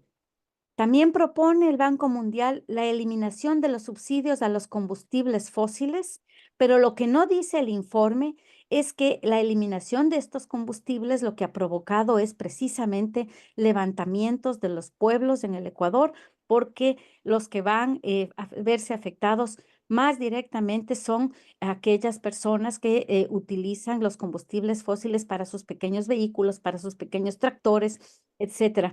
Y lo que el informe no dice es que ya desde el año pasado se perfilaban cortes del suministro de energía eléctrica, lo que ha forzado a miles de pequeños empresarios a subsistir con plantas de generación de energía en base a diésel o gasolina, por lo que la eliminación de los subsidios sería catastrófica para estos sectores económicos. También el Banco Mundial propone ampliación de programas como Sociobosque y la asignación de derechos de propiedad. Esto es muy importante porque se sabe que el programa de Sociobosque lo que está haciendo es afectando los derechos territoriales de las poblaciones en donde se firman estos convenios con el Ministerio del Ambiente. Y la asignación de derechos de propiedad es fundamental para que funcionen los mercados de carbono. También el Banco Mundial propone ampliar los programas de restauración forestal más ambiciosa, por ejemplo, para proteger y revitalizar los activos naturales, inclusive para la economía azul. Sabemos que la economía azul está asociada a la emisión, por ejemplo, de bonos azules, es decir, de créditos a través del sistema financiero para todo lo que tiene que ver con los sistemas marino, costeros y oceánicos. Esto podría tener que ver, por ejemplo, con minería de fondo marino, podría tener con la gran industria de transporte de manufacturas a través de barcos gigantescos, etcétera. Es decir, que el Banco Mundial en realidad no está enfrentando los problemas de los océanos, sino que está empeorándolos. También en el documento del Ecuador, el Banco Mundial dice que hay que aumentar los esfuerzos en materia de electromovilidad y por eso es que se han reducido los aranceles para los autos eléctricos y para las baterías. También el Banco Mundial dice que el Ecuador tiene que mejorar la gestión del agua para aumentar la productividad y el crecimiento del sector agrícola a través de tecnologías inteligentes, como el riego presurizado, los sistemas mejorados de producción ganadera, etcétera. Todo esto lo hace bajo el supuesto de que es una manera de enfrentar el cambio climático. Además, el Banco Mundial está impulsando en el Ecuador el desarrollo de mercados de capital y abordar las barreras estructurales que actualmente obstaculizan la inversión privada en asuntos climáticos. ¿Qué son las barreras estructurales para el Banco Mundial? Es el artículo 74 de la Constitución.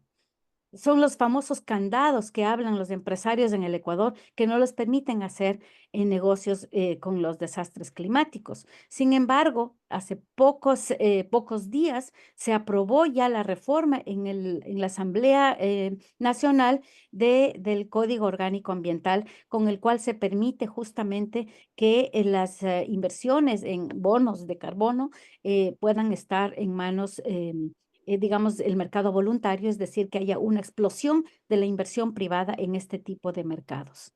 Además, el Banco Mundial dice que tienen que haber un crecimiento del mercado de finanzas verdes, sobre todo amparadas en el nuevo marco legal de las asociaciones público-privadas. También el Banco Mundial está impulsando la adopción en el Ecuador de un marco para la emisión de bonos temáticos, es decir, bonos verdes, bonos azules por parte del sistema financiero internacional. También el Banco Mundial quiere crear un entorno propicio para que el sector privado diversifique su economía y mejore el acceso a los mercados internacionales a través de justamente este lavado verde que hemos visto hace poco con Pronaca. Para terminar, quiero decir que estas medidas y estos créditos que dice el Banco Mundial que son para enfrentar el cambio climático en el Ecuador, para una economía baja en carbono, se alinean con las políticas que siempre ha sostenido el Banco Mundial, que han favorecido a la empresa privada, que ha implicado la neoliberalización del clima y de enfatizar las políticas hacia el crecimiento exclusivamente, y están alejadas de propuestas que tienen que ver con el respeto a la naturaleza o a los pueblos. Por el contrario, el Banco Mundial ha profundizado y sigue profundizando la explotación de los territorios y de la naturaleza y de los pueblos, mientras nos endeuda eternamente al país. Se le acusa por esto al Grupo del Banco Mundial y a sus instancias de promover los mercados de carbono y las políticas a nivel nacional que contribuyen al cambio climático y evitar así que se tomen las verdaderas soluciones ante las crisis climáticas. También se acusa a los gobiernos de turno por promover programas de economía verde que favorecen las compensaciones de carbono y las políticas que aumentan las crisis sociales y ambientales. Finalmente, se pide que el tribunal, ante esta situación del Banco Mundial con respecto al cambio climático en el Ecuador, deje de apoyar, pida que el Banco Mundial deje de apoyar los mercados de carbono y que no siga entregando créditos para sus planes de ajuste estructural mediante créditos que los justifica como acciones para enfrentar el cambio climático. Muchas gracias. Muchas gracias, Ivonne. ¿Hay alguna pregunta de parte del jurado? ¿Alguna aclaración para Ivonne? Por favor, si le pasan el micrófono a Agustín Grijalva.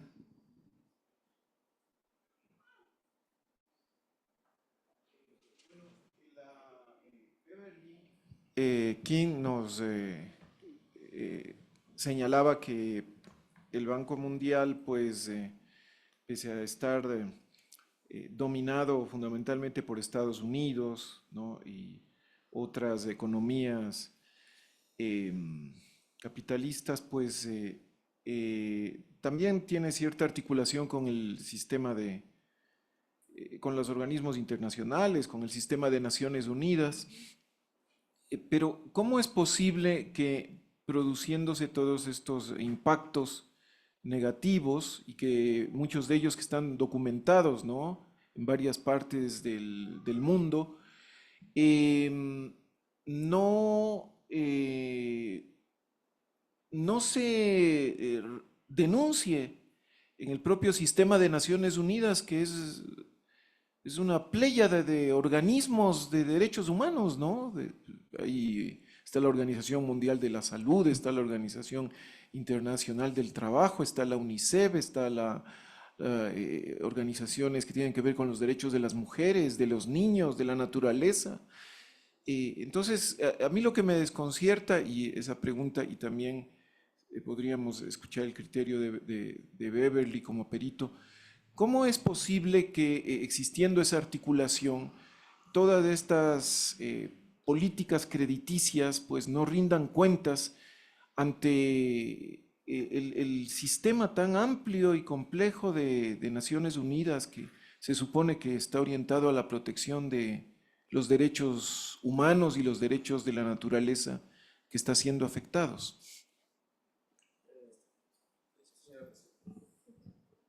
Gracias. Pablo Mindas. Señor fiscal, señora presidenta, estimada Ivonne, tú mencionaste el tema de sociobosque. El gobierno nacional habla de manera constante y recurrente que el programa sociobosque ha sido un mecanismo efectivo para reducir la tala del bosque. Pero tú dices que no es así. ¿Nos podrías...? Bueno, yo conozco también Esmeraldas que no es así, pero seguramente tú tienes otros datos que nos puedas aclarar, que podamos profundizar en ese conocimiento. Gracias. Vivian Hidrobo. ¿Qué se debe apoyar justamente para evitar, digamos, los efectos del cambio climático como alternativa, digamos, a esto que nos están vendiendo de mercados de carbono? ¿Qué se debe hacer? Napoleón, sí. Creo que el problema inmediato sobre mercado de carbono es sobre todo lo que está pasando para Galápagos. Y allí hay un tema, creo que geopolítico y de soberanía. Sería interesante ver si es que puedes profundizar un poco eso. Gracias. Ivonne, tienes la palabra. 3 minutos. Muchas gracias. Un minuto para cada pregunta. Con respecto a, a las inquietudes del juez Agustín Grijalva, yo quisiera decir que el grave problema con Naciones Unidas y el cambio climático es que tempranamente y otras instancias de Naciones Unidas, otros cuerpos también de Naciones Unidas, están muy sometidos a la presencia de las corporaciones transnacionales, de las grandes empresas y de los lobistas en el seno de Naciones Unidas, por ejemplo, en la Convención Marco de Naciones Unidas sobre Cambio Climático. Y estos lobistas lo que han hecho es impulsar dentro de la convención, a través de los protocolos y el propio Acuerdo de París, justamente los mecanismos de mercado como aquellos que van a solucionar el problema del clima. Es decir, lo que se ha hecho es insistir en que se le ponga un precio al carbono y que eso es lo que va a permitir combatir el cambio climático a través de todos los mecanismos asociados a este mercado. En realidad, lo que está ocurriendo, y uno puede ver una gráfica muy simple, muy sencilla, cómo en Naciones Unidas, a medida que han transcurrido estos casi 30 años de negociaciones, van de la par con el aumento de la concentración de las emisiones de CO2 en la atmósfera y con el aumento de la temperatura. Es decir, ya desde hace décadas debieron haberse dado cuenta que efectivamente lo que se está negociando en Naciones Unidas está empeorando el clima, en lugar de mejorarlo, en lugar de detener el calentamiento global. Entonces, hay mucha injerencia de las corporaciones en Naciones Unidas en el caso de cambio climático. Seguro las empresas petroleras, las empresas mineras, las agroindustriales, todos ellos, y ahora las empresas de transición ecológica son las que están tomando las decisiones, redactando los documentos que se discuten en Naciones Unidas. Entonces, ese es el grave, y cada vez se restringe más la participación de las organizaciones, de los pueblos, etc. Eso por un lado. Con respecto a lo que dice Pablo Minda, Sociobosque es un programa que ya tiene casi 17 años en el Ecuador. Y lastimosamente el Ecuador sigue constando y cada vez más en los últimos años en la lista de los países que tiene la más alta deforestación en América Latina y el mundo. Entonces, el programa de Sociobosque no necesariamente está terminando con la deforestación. ¿Por qué? Porque no se está atacando las verdaderas causas subyacentes de la deforestación en el Ecuador, que es la extensión de la palma aceitera, que es la industria minera, que es la construcción de carreteras, que es la extracción de minerales de manera brutal, como se está haciendo, por ejemplo, en la provincia del Napo. Es decir, que no se está atacando las causas que están provocando la deforestación, que es cada vez más rampante. Lo que dice la Bibi, ¿qué es lo que hay que hacer? Empezar a dejar los hidrocarburos fósiles en el subsuelo, que es lo que ya hizo el Ecuador.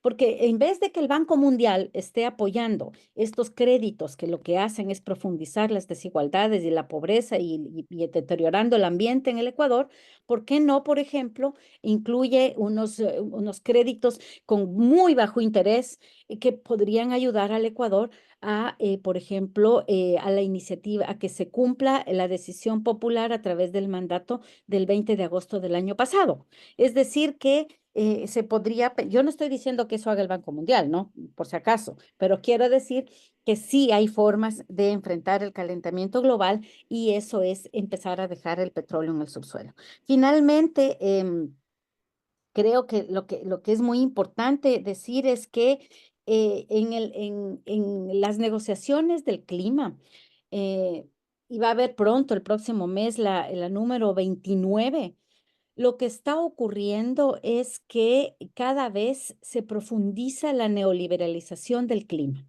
Es decir, cada vez se profundiza todo lo que tiene que ver con los mercados de carbono y con los mercados voluntarios también, y con lo que tiene que ver con las compensaciones de carbono bajo el Acuerdo de París.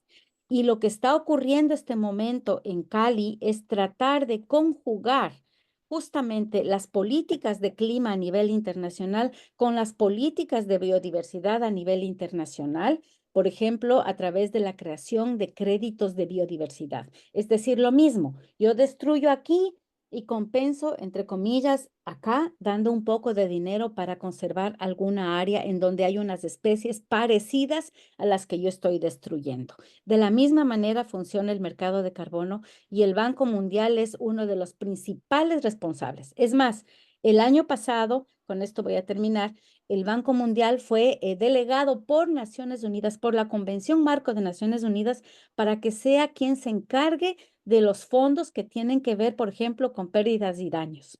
Y el Banco Mundial ha estado en Naciones Unidas, manejando fondos de Naciones Unidas, diseñando las políticas que se han asociado a las negociaciones de clima y, por supuesto, también cogiendo su tajada de todos estos millones de dineros, porque necesita también como institución funcionar y para eso necesita muchos dineros de Naciones Unidas, que son dineros finalmente de los estados. Gracias, Ivonne. Bueno, pido permiso a la presidenta, o le paso a la presidenta para cerrar esta sesión de la mañana. Todos, todas estamos invitadas a almorzar ahora en este mismo edificio, abajo en la cafetería. Paola nos va a entregar unos tickets, apenas salimos, y queremos pedir, no, más en la tarde, y queremos pedir al jurado reunirse durante el almuerzo para ver cuál va a ser la estrategia luego de la presentación de la acusación. Vamos a empezar la tarde con la presentación de Edgar Isch sobre el crédito para el sector minero, y luego el alegato del fiscal, y terminamos con la participación de los jurados. Paso la palabra a la presidenta.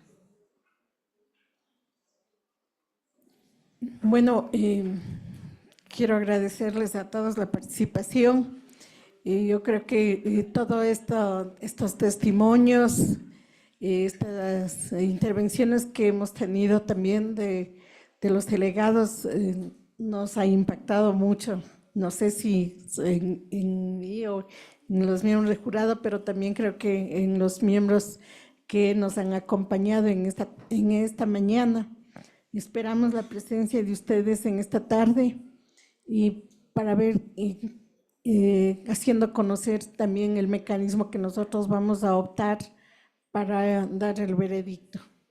Entonces, con la invitación que nos ha hecho la compañera secretaria, pues tenemos derecho al almuerzo ahora. Por favor, bajamos y subimos máximo hasta las 3 de la tarde para empezar y terminar a las 4, de 3 a 4. Muchas gracias.